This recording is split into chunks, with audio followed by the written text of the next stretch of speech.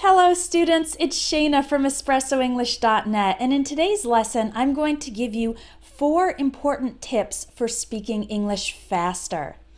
A lot of English learners notice that native English speakers tend to speak fast, so they think that speaking faster will help their English sound more fluent. But you have to be careful.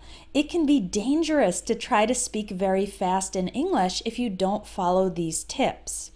Why? Well, there are 2 reasons. First of all, if your pronunciation is not clear, then speaking faster is just going to make things worse, and other people won't understand you. And second, speaking especially fast can sometimes give the impression that you're nervous or insecure, meaning that you're not confident. Now, this tip applies to native English speakers too. When someone is speaking a mile a minute, that means speaking very fast, it can make them seem like they're nervous or uncomfortable, or like they're not really thinking about what they're saying. So, like I said, be careful not to go overboard. That means don't do too much in increasing your speaking speed. But there are a lot of English learners who speak slowly or with a lot of pauses, and if that's you, then this lesson will help you develop a more natural speed in your spoken English. My first tip before you start trying to speak faster is to make sure you have nice, clear pronunciation. Can people understand you, or do they keep saying, "What?" or asking you to repeat words or write them down? The way to improve your pronunciation is by practicing it actively and regularly, and also getting feedback and correction. I have a pronunciation course that can help you do exactly that, and I'll put the link in the video description. Good pronunciation is the base, the foundation for starting to speak faster. Now, there are 2 main difficulties when it comes to speaking faster. One is the mental aspect. If you're translating from your native language to English in your head, then it takes longer to get the words out. So my second tip is to learn to think directly in English without translating. I have a lesson all about how to do that, and I'll put that link in the video description as well. But thinking directly in English is easy to practice. You don't need a classroom, you don't need a partner, you can practice it anytime. And if you get into the habit of thinking in English, then it will automatically make your speaking much faster.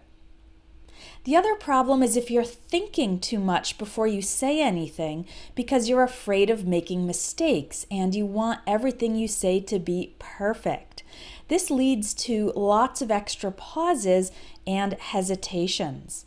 So my third tip for speaking faster is to relax on this point. Just stop worrying about perfection and go ahead and say whatever you think is right. It's true that you'll make a few mistakes, but the fact is that spoken English is a lot more flexible than written English, especially when it comes to sentence structure. Small mistakes are just less noticeable in spoken English. And remember that the goal is to communicate successfully, and you can do that, you can communicate even with a few imperfections. So don't be a perfectionist, just relax and talk without overthinking everything. The other aspect that makes it hard to speak fast is the physical aspect. When you're speaking English, sometimes your mouth just doesn't seem to work and things come out wrong or pronounced badly. This is normal, and the way to improve it, and this is my 4th tip, is to practice shadowing. That means listening to and imitating native English speakers. This is just like going to the gym. You need to practice it not just once, but regularly over time.